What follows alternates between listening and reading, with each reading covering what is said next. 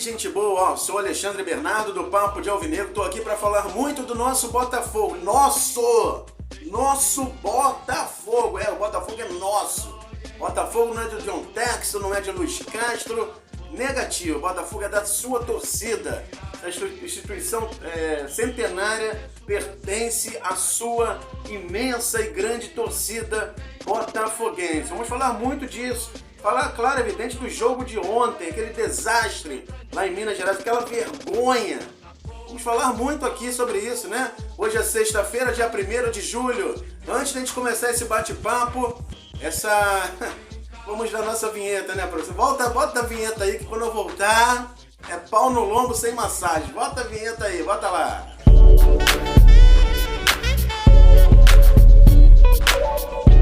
Muito bem, estamos de volta com o Papo de Alvinegro. Já sabe que eu sou Alexandre Bernardo, tô na área, se me derrubar é pênalti.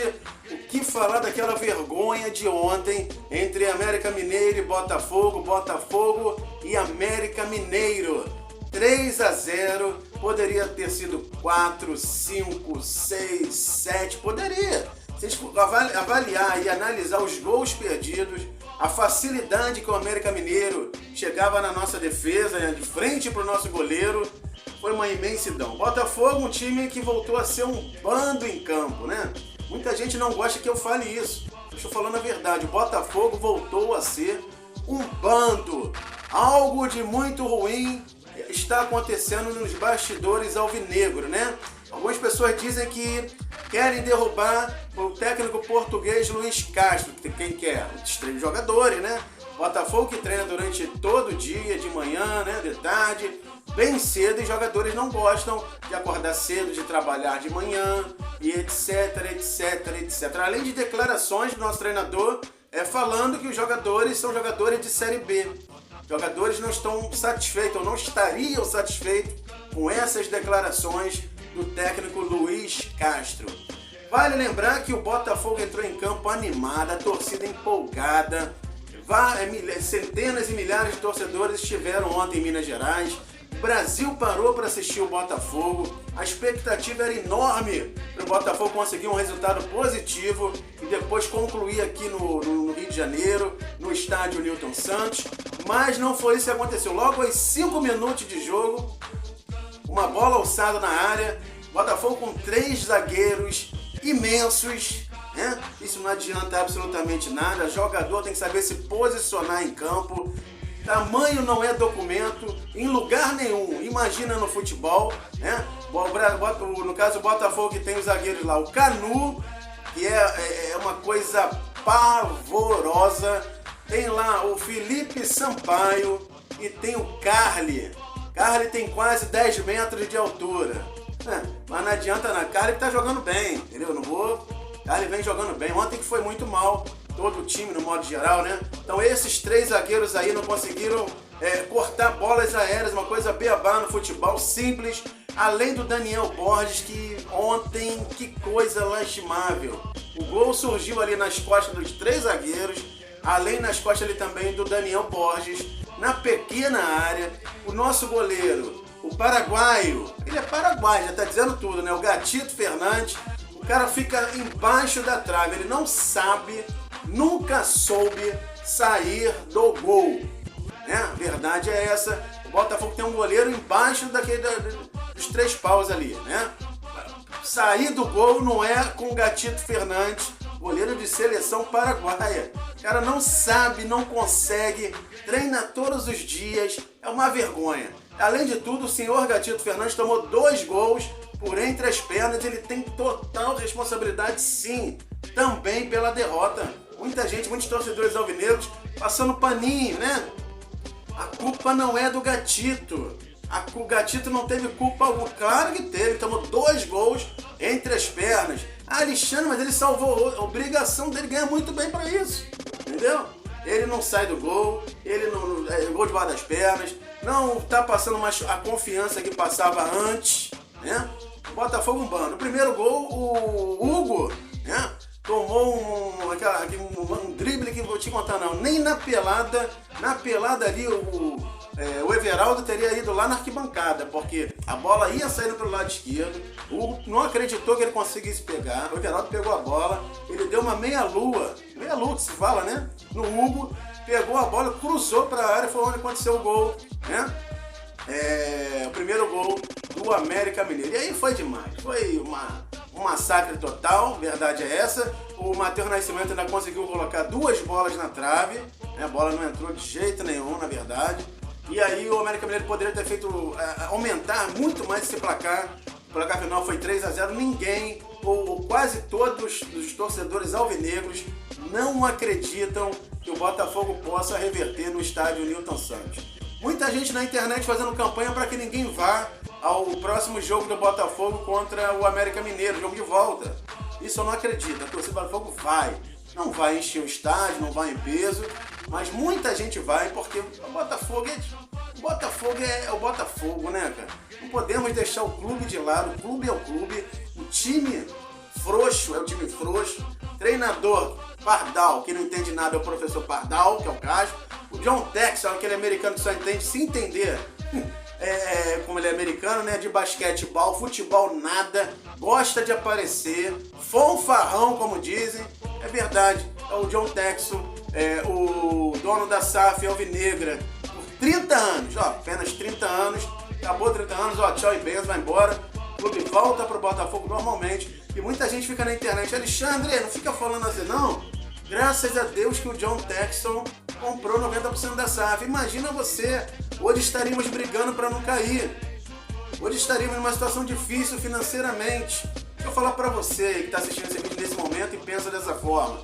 Se o John Texel não tivesse comprado a SAF Alvinegra, naturalmente outro empresário compraria. O Botafogo é muito valioso, o Botafogo está acima do bem e do mal e qualquer empresário quer ou queria ter a possibilidade de comprar a SAF Alvinegra. Então, isso cai por terra, né? Se o John Texel tivesse comprado, naturalmente, outro empresário compraria a SAF Alvinegra.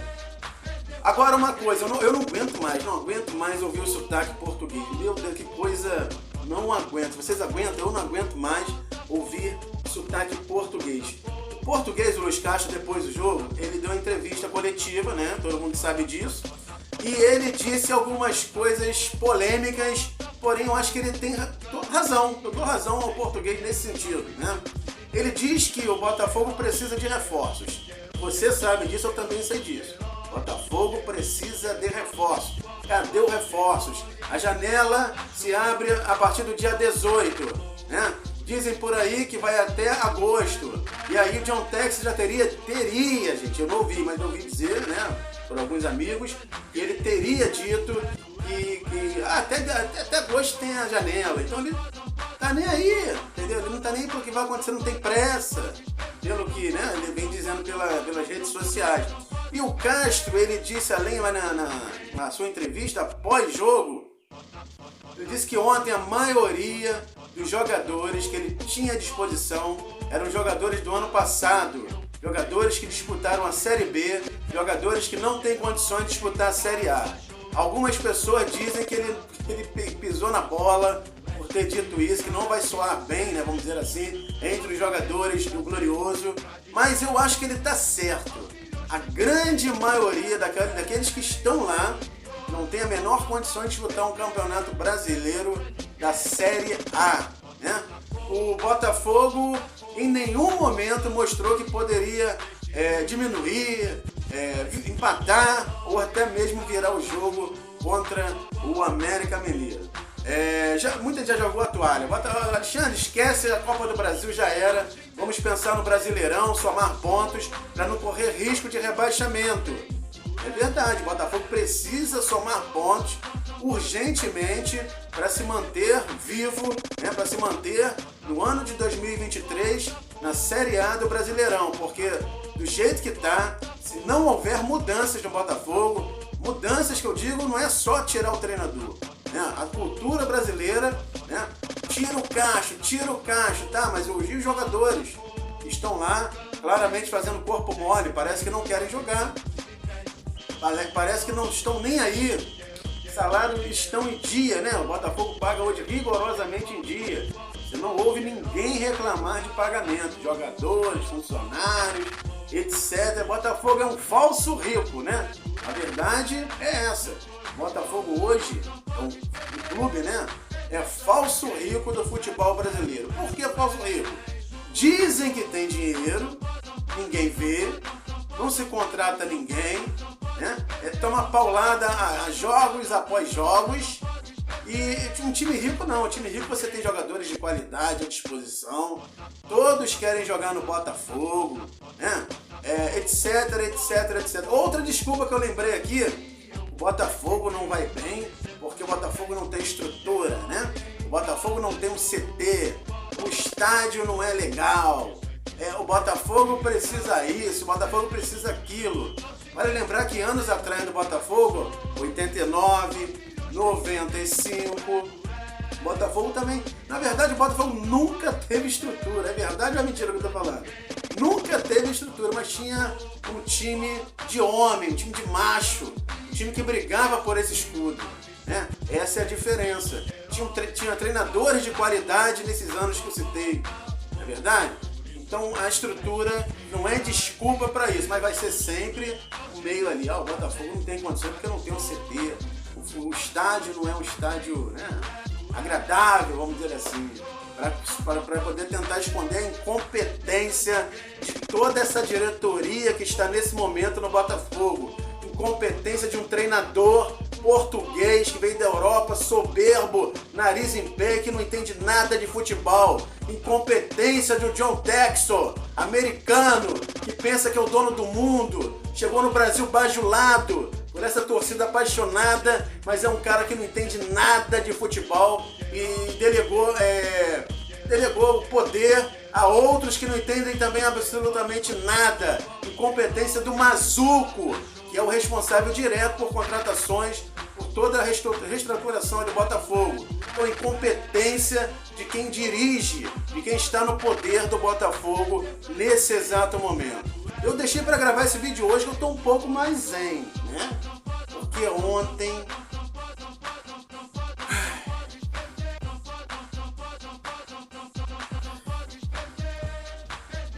foi triste. É isso aí. Ótima semana. Até a próxima.